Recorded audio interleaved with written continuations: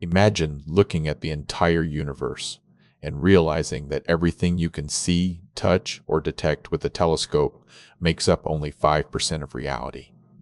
Today, we explore the invisible force driving cosmic expansion.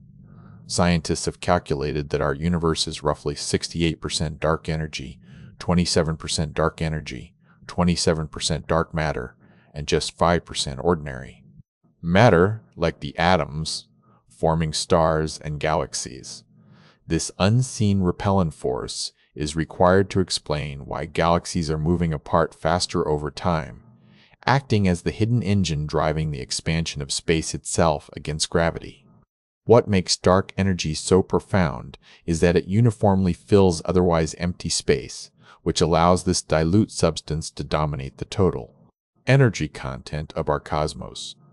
While dark matter acts as the unseen glue holding galaxies together, dark energy is the opposite force pushing them apart, creating a dynamic tug-of-war that shapes our future. This means that the tangible world we inhabit is merely a tiny sliver of existence, surrounded by vast quantities of invisible energy and matter, defying our direct observation.